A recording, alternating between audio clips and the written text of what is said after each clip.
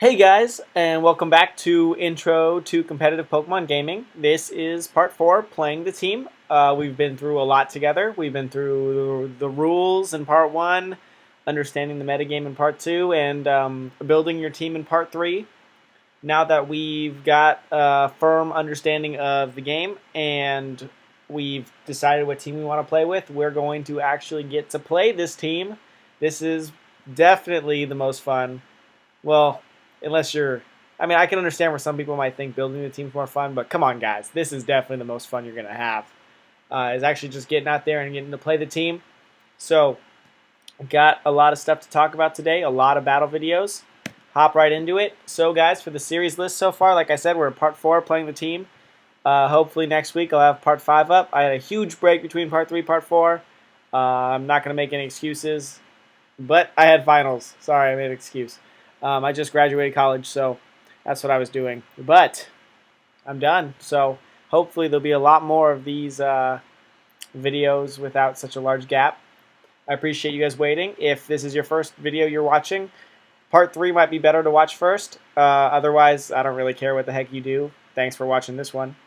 Let's go on. So playing the team, guys. Now that we've spent the time to learn the rules, understand the metagame, and build a balanced team, we can focus on how to play effectively in a doubles environment. Now, some keywords in there. Doubles environment. A lot of players play singles. Singles is great. Singles is fun. It's very different than doubles in a lot of ways. You know, so much as the fact that we're running with only 4 Pokemon, and there's no sleep clause. There's an item clause, stuff like that, and also the fact that team preview matters a lot in doubles, and we spend most of this chapter talking about it, as you can see on this slide, what to expect. First, I've got a video here showing you the team builder. I'm going to build the team we've got. I'm going to fill out the moves. I'm going to tell you why I picked them. I'm also going to provide the paste text in the description, so if you guys want to play the team, copy it, go to Pokemon Showdown, go to Team Builder, go to Import, paste it, and you got the team yourself. I actually use this team a lot now since I built it. It's really fun to play with. And so yeah, we'll talk about that. Then we'll talk about Team Preview, which is, like I said, very important to the doubles metagame. It's going to put you ahead or it's going to put you behind, and that's all there is to it. And it's like really far ahead or really far behind. So the consequences there are tremendous. And then I'm also going to give you a number of battle videos I played. I just took the first 7 I played. I included the ones where I messed up, all that stuff. Just the first 7 battles I played on Showdown, and I put it in to this PowerPoint slide. I got a video of it later. So that's what part 3 is consisted of. And I hope that by showing you guys what I do, and I'm going to talk you through what's happening. It goes a little quickly because the battle goes quickly. But I'm hoping that it'll help show you at least what goes through my mind when I'm playing. So without further ado, I'll hop right into that team builder on Showdown, and I'm going to build the team we had. We talked about in part 3, put in some movesets, tell you what I'm doing there, and it's not super thorough because we're just starting to play the team, but it'll get us started. If you guys want to follow along and do it with me, I'm also going to post the import-export, so you can just go up here and post the stuff I have in the description of the video, so you can just do that if you want to use the team. Otherwise, you can build it with me to get used to the team builder if you haven't done it before. So what we're going to do, our format's VGC 2014. We're going to want to add Pokemon, and so we're going to start by adding our core.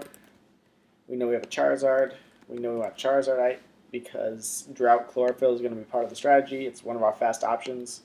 Make sure everything's down to level 50 because that's how VGC is played. We'll save the move sets for later after we see our team, see if anything we can cover it. A lot of times you want to leave the item move set to later to see what you need to counter specific threats. Gonna go in here though, fairly certain I'm gonna want to run max speed, max special attack, 4 HP. This is 252, 252, and 4 EVs. That's like a typical spread for not only a lot of beginners, but like. You don't have to worry about, just if you don't have something in particular to EV against, there's no use in wasting EVs and stuff you might not need. So we'll just go with that. We'll fill out the rest of our core. Venusaur, like I said, go down to level 50. Make sure this is chlorophyll. This is probably going to be 2-2 special attack for most damage. I believe I had this up to like 111. I don't 100% sure remember why I did that. I think I'm outspeeding something at double speed with chlorophyll in the sun. So I'm going to do that just to be safe. Put in modest. Also, that way we can outspeed other Venusaur, but that's usually too much just to outspeed Venusaur. I think there's something at 220 that I'm trying to beat. And thirdly, to round out our Fire, Water, Grass Core, we have Rotom Wash. Once again, level 50. And we can save this till later because that's what we need. Next, we're going to add our fourth Tyranitar, level 50. Now he is going to be special. I'm going to leave, actually, I don't want to combat my drought, so we're going to change this to Unnerve, which is actually going to help. And I know I want Ice Beam on here because we're using it to help beat Garchomp. This way, even if they run Yachi, we'll ignore it and get to hit them with Ice Beam. That being said, probably max out our special attack, minus attack. He is going to be our slow option, so we can go ahead and try to make him min speed to help against Trick Room better. And we can hit 2-2 HP for maximum bulk, 4 in defense, because the game, yeah, we can do 4 in defense. And so, yeah, that's pretty good right there. Next, we're adding in our Garchomp. Sandvale is a good ability, but with the very physical metagame right now, Rough Skin might be a better choice, especially because we're not running Sandstorm. So Garchomp's here. Always run max speed here because all the other Garchomp are too. You want to make sure you can beat them. Attack, 4 in HP. We're doing jolly. And finally, we have our Mamoswine, level 50. Don't forget, by nature, we wanted him to be Choice Scarf. That's kind of his job. Thick Fat for added bulk and taking fire and ice moves better. Here, is there something we really need to outspeed? I'm sure there's a speed here we should be hitting. Let's max this.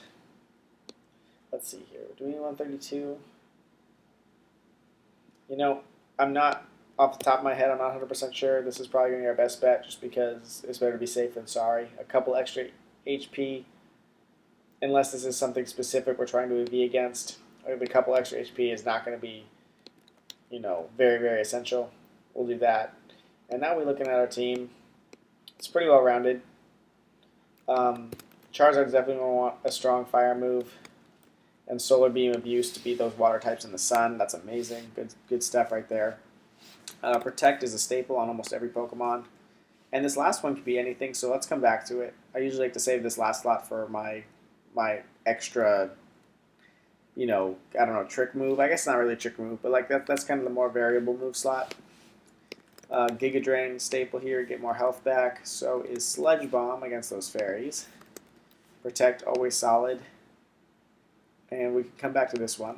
Now, I know I didn't put in Rotom Wash's stuff. I think what I did here is I did 132. Well, actually, you know what? Might as well make this as bulky as we can. And I want to speed creep a little bit here.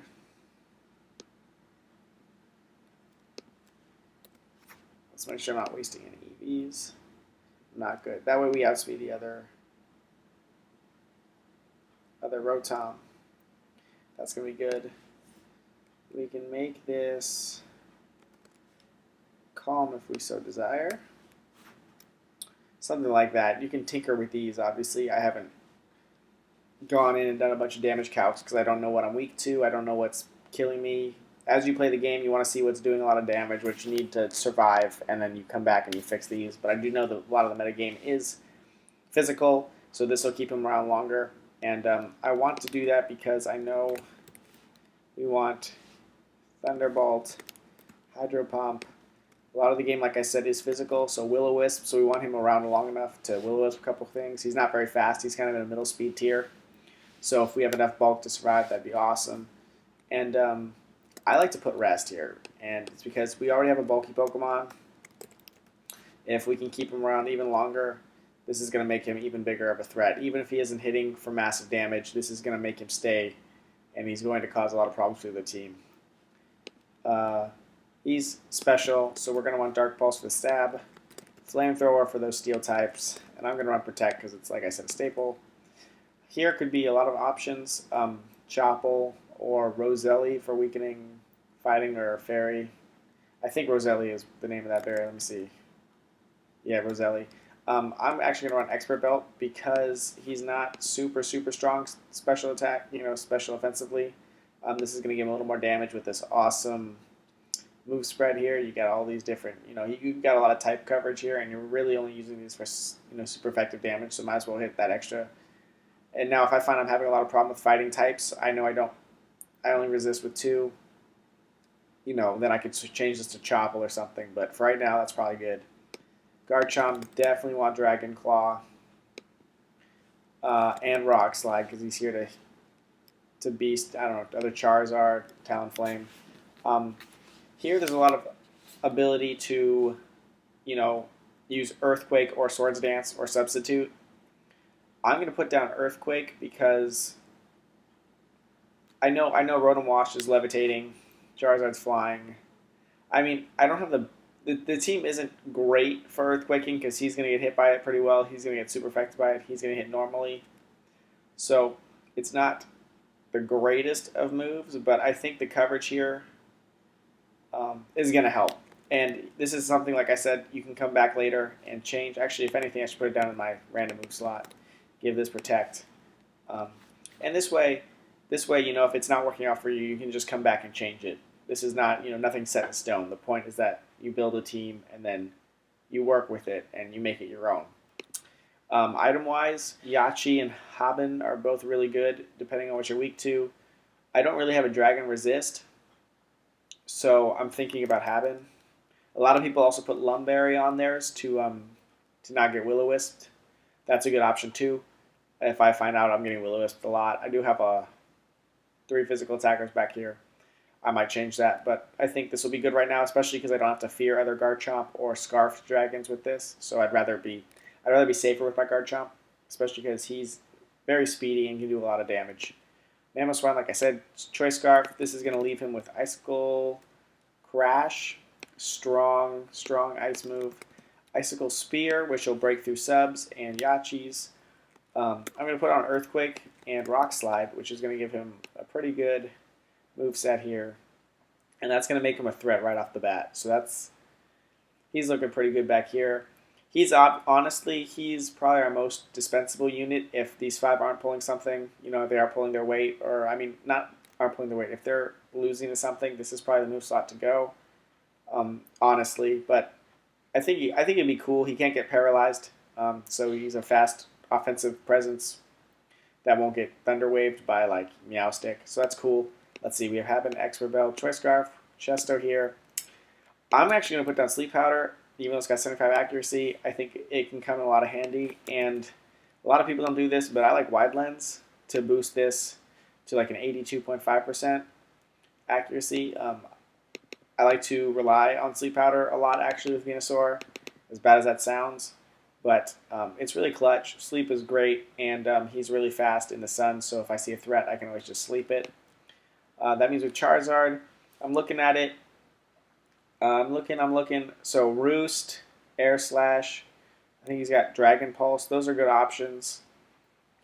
I think, and I've played a Charizard Venusaur team before. You face a lot of other Charizard right off the bat. So for that, I'm going to run Ancient Power, and that's going to counter other Charizard and Talonflame. I'm really not going to use it otherwise. Dragon Pulse is a good option. So is Air Slash, I guess sometimes if you want the flinch. I'm gonna run with this. I think it's pretty cool. So like I said, it's kind of my tech move. If it's not working out, I'll just switch it. Just look through these guys. They're all set up. They all got their EVs. You always want to make sure you have, you max out the EV spread. You don't want to waste anything. And yeah, that's pretty much what the team looks like. And when you're ready to go battle, you can always just go team, go back to home, and make sure you change your format, and just click look for battle, and you'll get paired up with someone, and you can try the team out. All right, guys, we're back to the PowerPoint. I'm going to talk about team preview a little bit because we're going to merge into the part where I'm playing the team itself. So I want to give you a heads up about team preview, which is a large part about playing the team itself. And I mean, like, I assume you guys know, like, oh man, a Ferrothorn's out. I better use Heat Wave on my Charizard. Like that makes sense, right? Kind of. I mean, you anticipate their switch, but this that's not like the really difficult part. I think anyone can pick that up. So I'm just gonna talk about more of like the peculiar stuff that really distinguishes. Like I guess I don't. You know what I'm saying. You know what I'm saying. You got me. Okay. So team preview.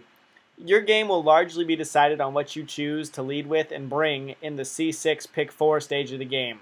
It's also commonly called, probably properly called, team preview. This is when, at the start of the battle, you get to see your opponent's 6 Pokemon, they get to see your 6, and then you each pick 4 to bring. You don't get to see what they pick, they don't get to see what you pick. You can't see their items. You can just see that they're holding items. I know I went to a tournament one time and 2 of my Pokemon didn't have items on it, and my opponents could tell ahead of time. So make sure you at least put something stupid like a Master Ball, like Marilyn did that one time, so it at least like fool the opponent if you're not going to put an item on. So anyway, anyone who plays Pokemon knows that having the wrong Pokemon on the field either A, costs you the Pokemon, it's going to get KO'd, or B, forces you to switch to save that Pokemon. The thing with doubles is that scenario where you're forced to switch out, it can be twice as bad right from the beginning because you have 2 Pokemon on the field. The situation gets a lot worse when you realize you only have 4 Pokemon on your team, and if you're looking at both of your Pokemon getting knocked out just from the sheer fact that they're slower and they can't take the hit your opponent's about to dish out, you're going to lose half your team right off the bat, and you're going to be staring down a 2-on-4. One of the battles I do have is a 2-on-4. You'll see I make a huge misplay, and so it comes down to a 2-on-4. And another battle is the exact opposite, and it's where my opponent started with 2 things that were too slow, and I knocked them both out right at the beginning, and I just, I had them 4-on-2. So both of those scenarios you're going to witness in just a little bit. I wanted to emphasize the fact that if you start with the wrong stuff, it's going to be ugly. It's going to get ugly. Sometimes there are miraculous comebacks, but it's probably going to get ugly. So leading correctly with the right Pokemon greatly increases your chances of winning. The backs are obviously important too, but I want to talk about just like the leads right now because those leads are going to dictate the pacing. You really want momentum on your side as soon as you start the battle. So what can we do about this? Well, there's one important fact you need to remember in team preview and whenever you're battling anyone. This is the most important fact. It sounds super stupid. It kind of is on a level, but that's what makes it so useful. This is really the only thing you can count on from your opponent. People play some weird stuff. They'll make some weird move choices for whatever reason. Either they're ignorant or, not like ignorant, like either they didn't know better or they like purposely try to overanalyze or underanalyze. Stuff like that will happen. So you can't really count on like, oh man, it's smart if he switches, so he's going to switch. You can't count on that. But you can count on the fact that your opponent wants to be in a winning position. Your opponent wants to win. That's the truth. And because of that, you've actually got a lot of information you can utilize.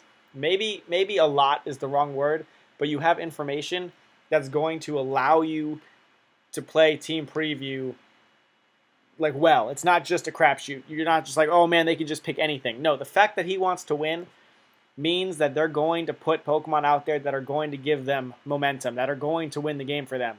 So looking at your opponent's team, that they're going to bring stuff that's going to, KO your team. So you're going to bring stuff that's going to, you're weak against, or that's going to KO your sweeper, stuff like that. You know that they're going to bring something of that sort.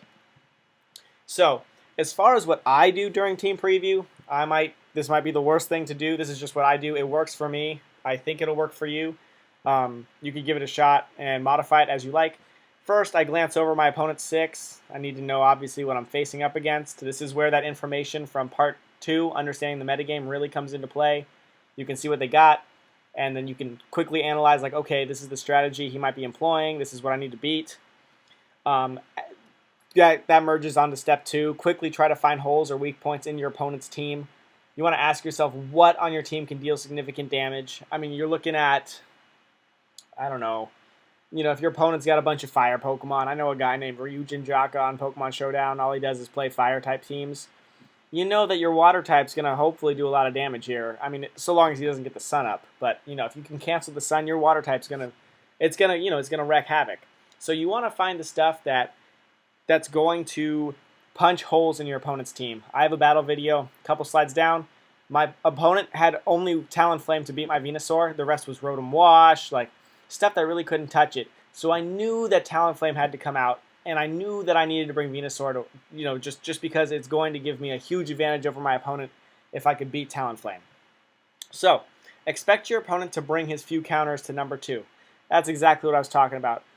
He only had really Talonflame to deal with Venusaur. I knew it was going to come out. I knew he didn't want to just start off in a losing position either. So he's going to most likely lead with it if he doesn't want to get, really wrecked turn 1. And then number 4, bring something to deal with number 3. You're going to witness this in just a little bit. I don't want to spoil everything, but I definitely bring something to deal with Talonflame. I go into depth just in a little bit. So steps 1 through 4 can end in one of 2 ways. So either your opponent doesn't bring the counter to your Pokemon that is, significantly strong against their team, and therefore that Pokemon is going to just wreak havoc. If the opponent didn't bring Talonflame, Venusaur just goes through the rest of the team largely. He doesn't need to take out all 4. He could take out 2, 2.5, and that's going to give me enough, 3 Pokemon versus 1.5, or just 1. That's going to be enough to win the game. Or 2, he does bring the counters, or she, either one, that's cool. Both genders play, of course. He or she does bring the counters, which mean your counters will be effective. I knew he was going to bring Talonflame. I led with a Rock Slider, and I took it out. Turn 2, he protected turn 1. Would have been turn 1. Once the counters are removed, your sweeper does the rest. It's really that simple. So either they're going to bring the counter, and then your counters are going to be effective, or they're not, and then your sweeper is going to be effective. The game thus consists of realizing what you have that poses the threat to your opponent and what your opponent has to threaten you. You're going to have to analyze that second part too. What your opponent has against you, they're following out their own strategy. A lot of people play offensive, like this is what I have to win, this is what I'm going to play towards, as opposed to, okay, this is what my opponent has, I'm just going to counter that. So expect them to be focusing on their own strategy of trying to wipe out, wipe out whatever your counter is to their sweeper and then trying to sweep you back. Hence, clear the threat, proceed to clean up. Clear the threat, proceed to clean up. Your opponent will sometimes try to hide the threat. That's okay. Use your sweeper, take them out. Do what you're doing. Play smart. Just realize that they're going to have it. It's either going to be in the front, the back. They're going to have it somewhere on the team. Make sure you're in a position to take care of it when it comes out, because once it's taken care of, you don't need to fear it, and you can just let, Venusaur or whoever you have do their stuff. Things that aren't a threat don't need to be focused on, leaving you more time to handle the rest of the team. Your opponent has a Ferrothorn, you have a Venusaur, a Charizard, Arcanine, that Ferrothorn's not going to touch your team anymore. Like, sure, Leech Seed might be annoying, stuff like that, but for the large part, you can start doubling up on his other slot, especially when he protects. He's going to try to protect Ferrothorn, especially if he thinks he needs it. If you can fake that he's going to need it, like he hasn't seen your last Pokemon, he might try to, play some switches to protect it. Let it go. Like, you don't waste your time trying to double up on Ferrothorn when it's not a threat. So, focus on the threat.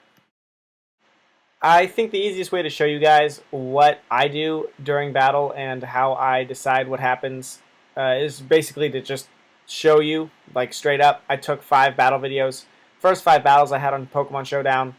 I recorded them, and I'm going to go through them one at a time to show you guys what I chose, what moves I chose, and why I chose them.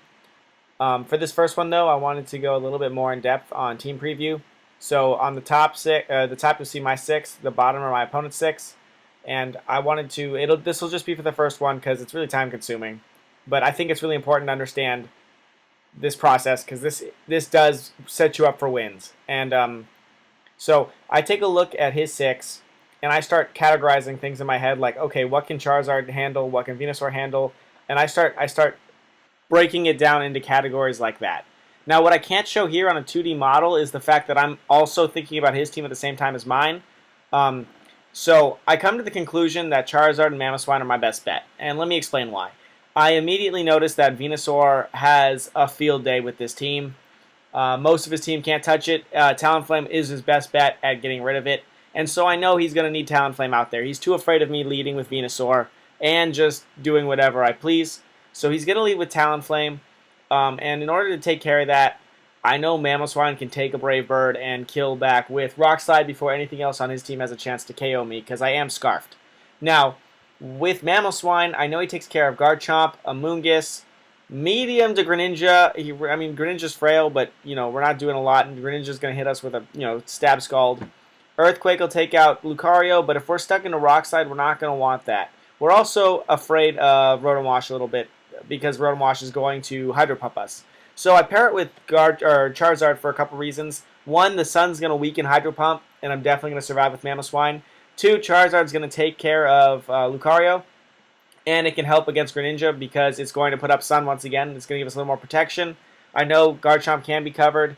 If he led with Garchomp and Talonflame, I know I have Ancient Power on Charizard. I can take the Brave Bird, kill the Garchomp because I'm Scarfed, and then kill the Talonflame, so that'll be alright too. And also the Sun's going to set up Venusaur for later, which I actually don't need to bring to this match. But, I do bring him, but he never actually, you'll see, and you don't see him in the match, because this lead really did a good job here. And they were able to do so because they really covered each other really well. I knew that Talonflame was coming out, and depending on what happened, either Charizard or Mamoswine could handle it, and the other could take out the other threat. Or at least cover their weakness enough so that I could take care of Talonflame and then switch out to be in a, take the rest of the match. So I know I'm going to lead with those two, but I want to figure out what my back two should be. I'm taking a look at what my back guys can hit hard, and I'm remembering what I'm pretty much lacking with my front two. I don't have a tremendous way to take out Rotom Wash besides that Solar Beam, so Venusaur is definitely coming. Like I said, Venusaur pretty much clears his own path. Other than that, I know he might bring Garchomp because Garchomp beats Charizard, and I know I can take out Garchomp if he's led with it, but if he's not and he somehow deals enough damage to Mamoswine, I'm going to need some other method to handle him. Greninja was the real other threat to this team, but like I said, with Venusaur there and Solar Beam and it being frail, I figured I could cover it. So I'm ready to make my back two decision, so I pick Venusaur and Garchomp. Like I said, got to cover that Garchomp. Venusaur clears his own path. Garchomp's there to take out Talonflame. In case he somehow does not lead with it, he puts it in the back. I'm pretty confident he's going to lead with it, though. But I wanted something to switch in and KO it for later. It also takes care of that Lucario. I don't see a lot of Lucario. I don't want to mess with it, and Mega Lucario is really scary. So that Earthquake is going to take him out. And, I'm Habenberry, so I can take out his Garchomp. So I feel pretty confident with my decision here. Let me show you what he leads with. So after I played the match, so I know this. This is in retrospect. Like I said, he did lead with Talonflame, and he brought Rotom Wash next. Here's the super effects. Talonflame's got good on Venusaur. I know that's what he was going for. I'm sure he expected the Charizard Venusaur start. That's really common. And outside of that, he didn't want to just see some Garchomp come out and wipe his Talonflame out. Rotom Wash is there, can also take out, can burn Garchomp. It can handle that Mamoswine if it needs to. So those are the two he led with. They don't have as great of coverage as my two did. As you can see, their arrows are a lot less. And I'm pretty confident about taking out his lead because I know that Mamoswine will get off that Rock Slide after Talonflame tries to kill something. It won't get the KO. And then I can Solar Beam the Rotom. But let's look at his back four to see what he ended up choosing and what I thought he'd choose. So he knows Venusaur is going to be a problem. Really, his only other option here, he's got Ice Beam on Greninja, pretty obviously. So he's probably going to bring Greninja. And then it's a toss-up. Honestly, if I were him, I guess he saw the Mamoswine. He's really afraid of the Mamoswine, so it was between that and Garchomp for him. Amoonguss isn't really doing anything here. And Lucario's got some cool neutral moves against Venusaur. I can see why he picked it. So he ended up going with Lucario and Greninja. And you can see all those arrows here. He's got a lot of Greninja super effects like everything, but it's also really frail. And I know with my Scarf Mamoswine, I can put myself into a winning position real easily. And then that Lucario can come in and clean up if it needs with extreme speed. I know he's worried about the chlorophyll. And, it can punch Rotom, punch anything. So those are the four he brings. And we'll go on to the battle. We're just going to go into 5 battles right in a row. So here we go. This is this first one. Like I said, I start with Charizard and Mamoswine. There's the Talonflame. There's the Rotom Wash. I go to Sun to, break down the water in case something bad happens. I go for Rock Slide, he protects, and then I do the Solar Beam just like I said, and yes, it takes it out. That's perfect, and that's exactly where I want to be right now. He comes in with Greninja and goes for that Brave Bird. Whoa, that did a lot of damage. That might be banded, actually. Rock Slide will take it out because I survive. Greninja's going to be fast enough to KO, but the beautiful thing about Rock Slide, even though I missed, the beautiful thing about Rock Slide is that 30% chance of flinch. Awesome on a Scarfmon. He gets the outspeed, kills me here. Aura Sphere's right into Garchomp. I predicted that. I didn't want to lose Mamoswine just yet because I know Mamoswine's so freaking fast, my Earthquake will end this game. So with that simple switch, that's all that needed. Didn't need to see Venusaur at all. But he was there and in the sun in case I needed to use him to clean up, which he could have. So game 2 here, looking at a Trick Room team actually. And I'm really starting to favor that Charizard Mamoswine lead because a lot of people expect the Venusaur. So here I'm going to go right into it. He leads with Malamar and Pyroar. Malamar is obviously the Trick Roomer. And here are these two again. I knew Pyroar was coming out because I knew he didn't want to see Venusaur to put him to sleep. That Earthquake will take out Pyroar, and he was surprised that I outsped him. He was probably Scarfed too, but it doesn't matter. I was faster Scarf, KO'd, and Heat Wave just is too much power in the sun. This game's not going to last much longer, actually, guys. I go for another Earthquake, outspeeding everything. He gets one chance to attack, and this Heat Wave will end the match.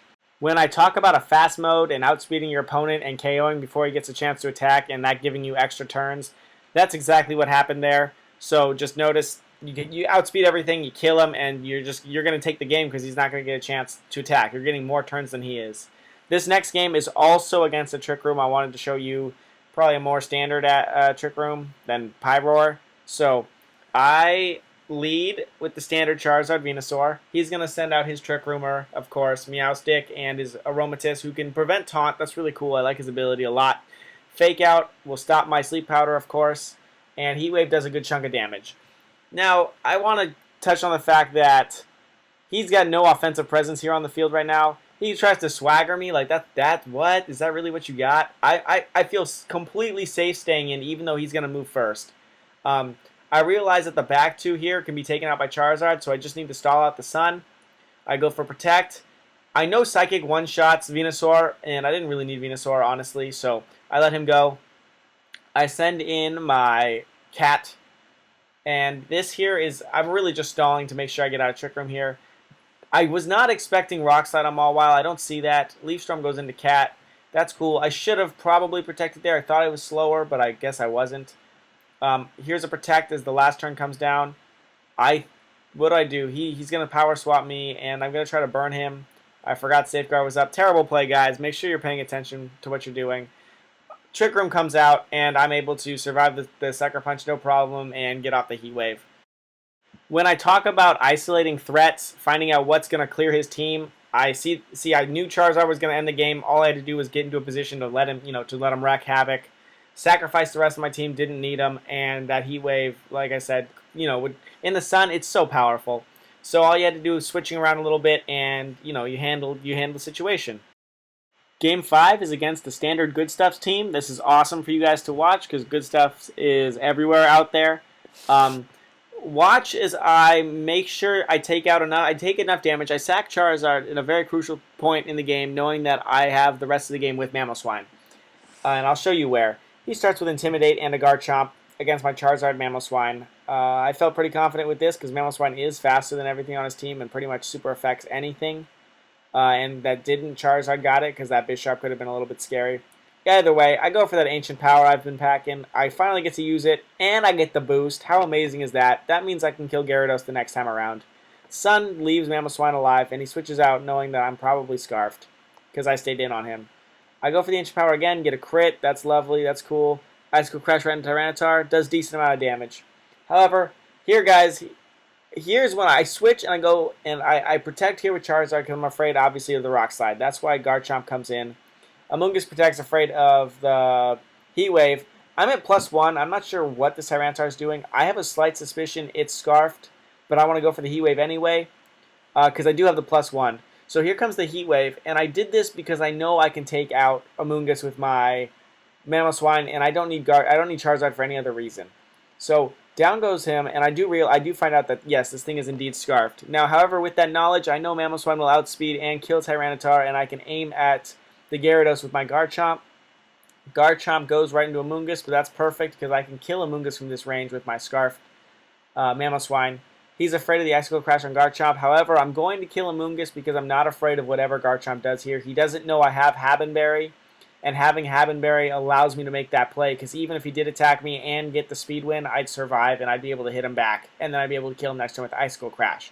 So, and then I outspeed the Gyarados there. So what really happens is that I can force his play. I know if he's going to attack, he's got to take care of the Mamoswine because that's what's scaring him. And if he does that, I got 2 attacks with my own Garchomp against him. If he does go for my Garchomp, I have Habenberry, so I wasn't afraid, and that's exactly why Habenberry is there. I knew I was afraid of Garchomp to some degree, and that's why we put that item there, and it's so clutch, and it's crucial. It's beautiful because it allows me to make the plays I need to make without fear of Garchomp taking the rest of the game. Alright guys, I know I lied. I said 5 games, but I actually have two more. Anyway, this is a Good Stuffs team with Trick Room on it, so pretty cool. It's got Trick Room option, or at least it's got anti-Trick Room portion to it. You'll see. Go back to the Charizard Mamoswine start here because it is just so clutch, and they all expect Venusaur. Like I said, it's all about predictions in this game, so I'm trying to anti-predict, and I know that Garchomp always comes out to threaten Charizard Venusaur, so the Mamoswine's so clutch. I go out, guys, don't use Icicle Spear, by the way. Icicle Spear is terrible. He gets the KO on my Charizard, and that I was Ancient Powering the Salamence to see how much it'd do.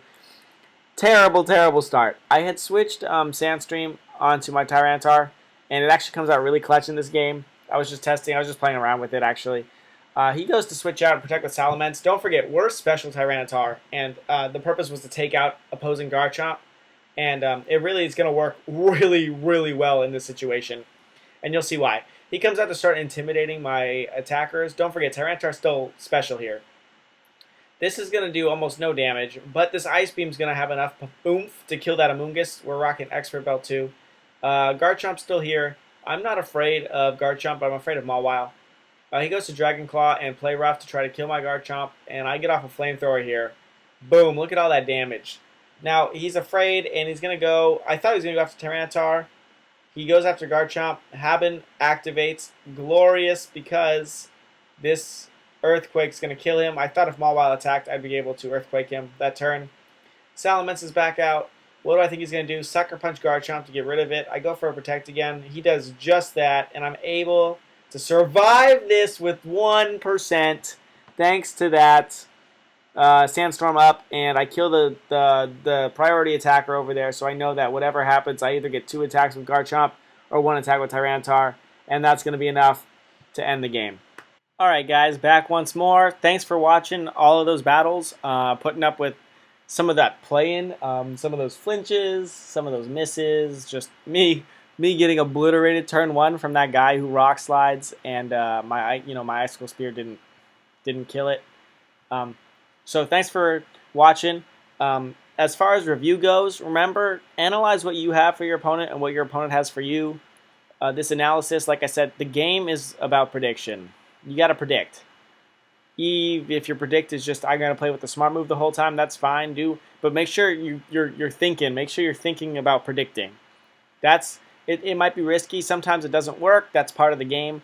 But more, good predicts are what's going to, distinguish you like winning a lot. You can't just play the smart move every time and expect to win, because I know a lot of players, my housemate included, who never plays the smart move thinking that his opponent is thinking that he's going to play the smart move. Sometimes it bites him in the butt. That's true. But sometimes, and most of the time, I can confidently say that most of the time it pays off for him, and he is one threat of a player to play with. I hate playing with him. Sometimes I have to do like the stupidest stuff just because I know, or I'm assuming that he's going to change into something that doesn't make sense. Stuff like that. And then it just plays mind games with your opponent. So whatever, you guys. Go out there, have fun, but do try to predict, try to analyze what's coming and what you're going to dish out. Expect your opponent to bring the counters they have to your sweeper, to your whatever they don't really have a lot of answers to. Make sure to counter that Pokemon, and make sure to keep your counters alive while their counter is alive. and if their counter isn't alive, well then you can expend your own. Like I dropped Charizard in one of those matches, just like that. I didn't need it. That's cool. I'd rather not take damage with something in the back, knowing that I didn't need the Charizard. Most of the stuff will come with practice, but you have to practice smart. People say practice makes perfect, but perfect practice makes perfect. You got to keep track of what your issues on the team are, your lead choices, your win, your loss ratio for each group of Pokemon you bring. I'm going to talk about all that in part 5, but I just wanted to put it out there because if you go out, you start playing, just make sure you're paying attention to what you're having issues with. I have a friend who's just getting into VGC right now. I gave him this really pimp rain team. It's really cool, and he's played me 7, 8, 9 times. First 4 times 4-0'd him, and now this last time I barely got out alive, and that's because he still didn't know. He's still learning, of course. So, but he definitely had a potential to win that last one, and it's such a big difference. And I talk him through every time. I ask him, hey, what did you have a problem with that time? What happened? I have a Ferrothorn. His only counter really is like a Talonflame. He used to drop that Talonflame immediately, and then Ferrothorn would take the rest of the match. I'm like, bro, this Ferrothorn, you can't get around it. You need to save Talonflame. He keeps it, he plays it really strategically now, and he really treasures that Talonflame, and it really pays off in the end. So stuff like that. Make sure you're keeping track of what is giving you issues and trying to save the things you need to save at the right times. Well, guys, that's part 4. It's complete. Thanks for watching. As always, I really appreciate it. I'm so glad you guys, are liking this series so much. Next time, I'm going to talk part 5, improving your game. While part 4 was comprised of mostly battles, battling a lot, improving your game is all about that last point I made in the last slide about, playing smart. We'll talk about making changes to teams, keeping track of what's working, and analyzing what you're losing to. Other than that, guys, I just really appreciate it. And if you guys want to see anything from me, I'm hopefully getting a capture card in soon. I'll start doing some battles. Probably be battling some with this team because it's really fun to play with. I definitely encourage you all. Grab that paste, go to Showdown, play it, build it in your game. I don't care. Do whatever you want with it. We built it together. I consider that all of our property, whatever. So if you guys want to edit it a little bit, if you guys find out, anything you like better on the team, leave it in the comments. I'd love to hear what you guys do to it. And other than that, thanks for watching, guys, and hopefully I'll see you at part 5.